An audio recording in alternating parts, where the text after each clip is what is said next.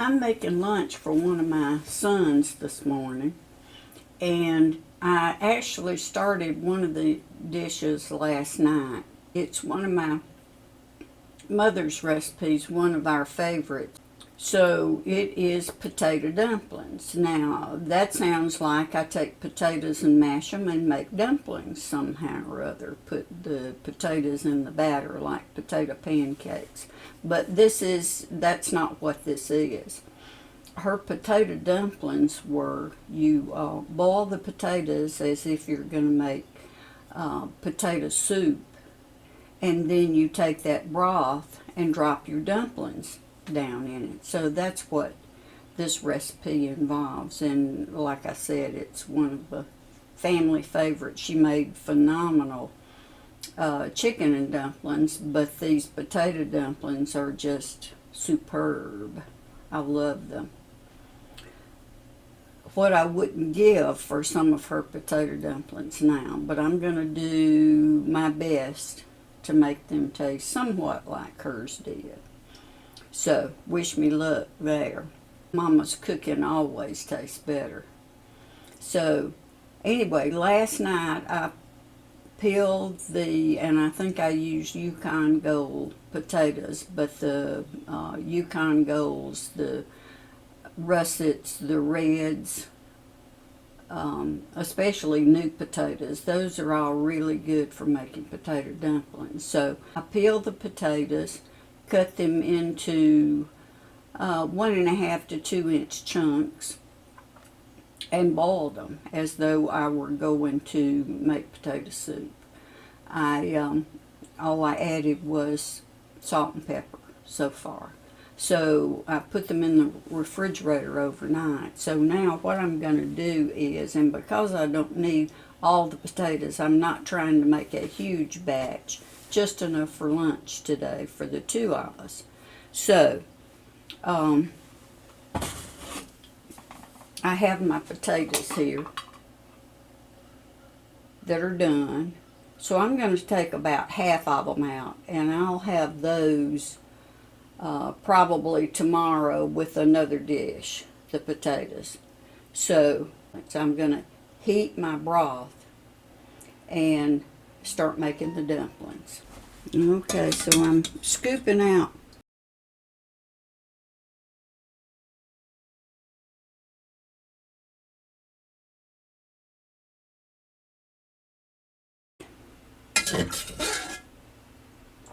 I'm going to scoop out all the potatoes.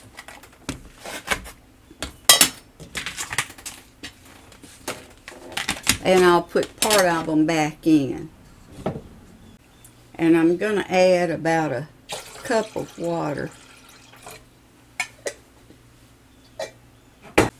And I'll bring my broth back to a boil.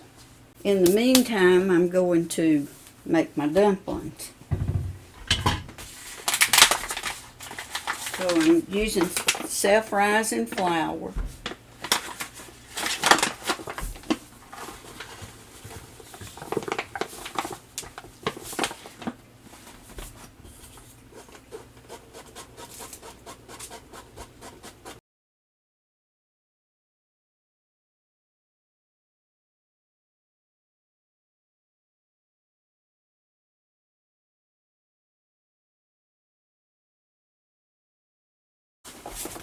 I won't use all this flour, but I like to have plenty to work with. This is basically the same way I make all my dumplings and my biscuits.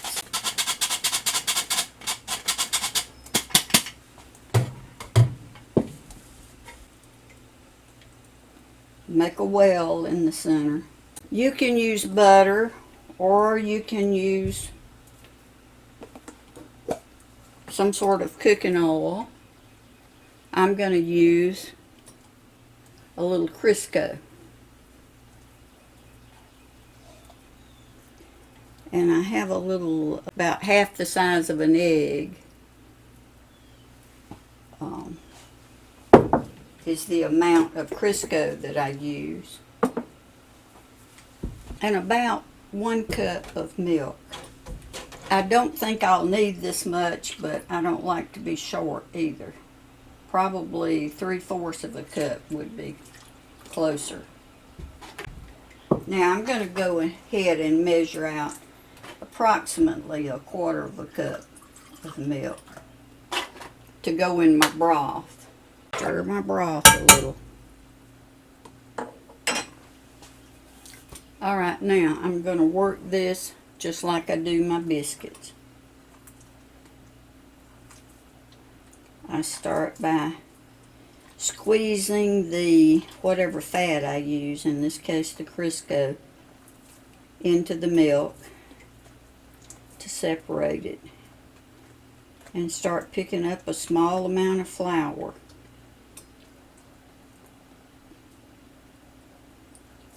Pulling a small amount of flour at the time into my milk and Crisco.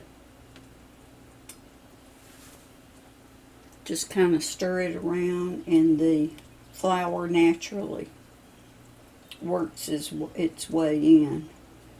This is just like making homemade biscuits if you make homemade biscuits. In fact, the first video I ever made was of my homemade biscuits.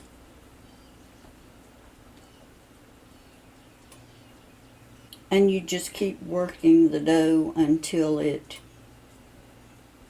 makes a nice smooth roll, I guess you'd call it. It's no longer tacky to the touch.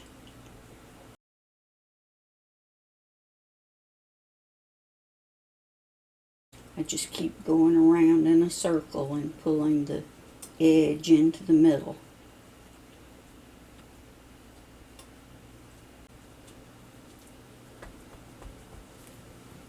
And this is what it looks like when it's finished. Okay, so I'm going to start rolling out my dough.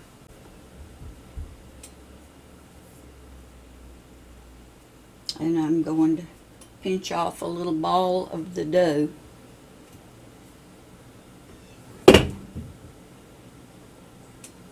I'm going to flour my surface.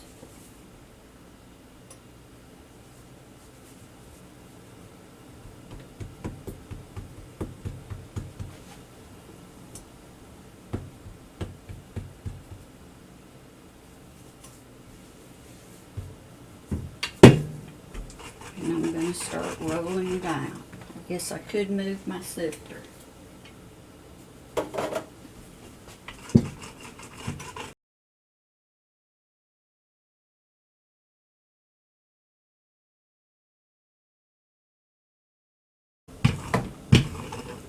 Now I'm going to roll this as thin as I can get it.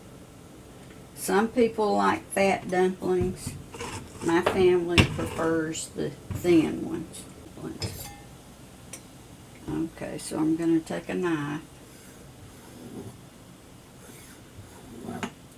and cut my dough into strips.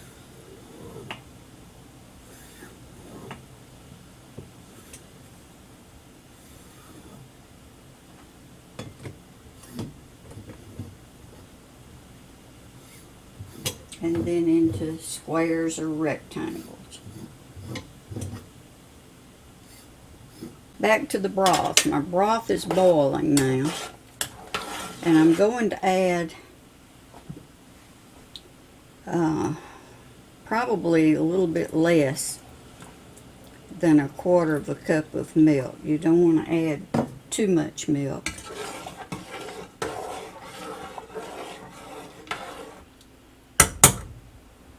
And I'm going to add a tablespoon of butter. There is such a thing as adding too much butter and milk. I've done that before. This is maybe just a little bit more than a tablespoon of butter.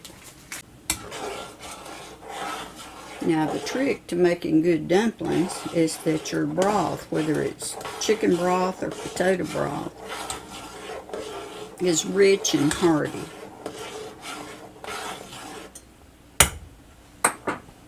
And well seasoned, and I only use salt and pepper for mine, but I'm going to taste it and see if it's salty enough.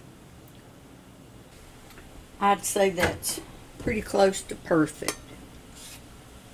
We have the dumplings at a full rolling boil, and I'm going to start dropping my dumplings.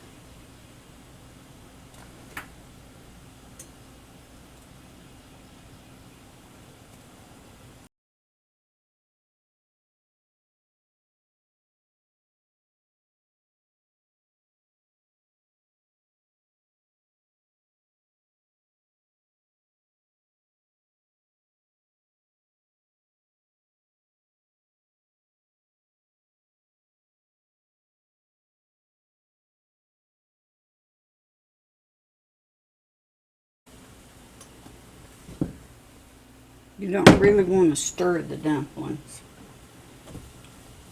You want to tear them all to pieces.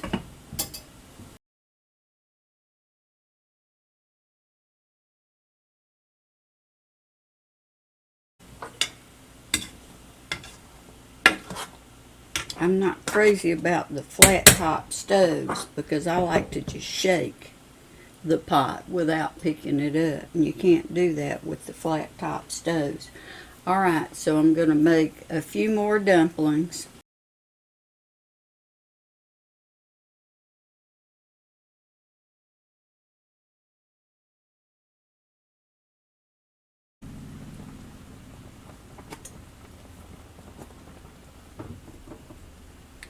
Now there's a trick here. You just have to learn how they look and feel so that you know you have enough dumplings but not too many, because if you put too many in, your dumplings will be a little dry. So I think this is going to be just about right.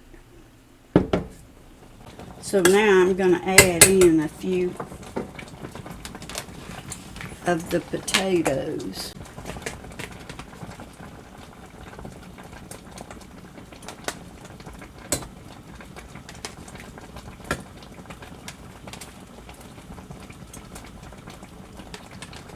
Depends on whether you like to eat the potatoes with the dumplings or not. Now I'll save the rest of the potatoes and either make potato salad or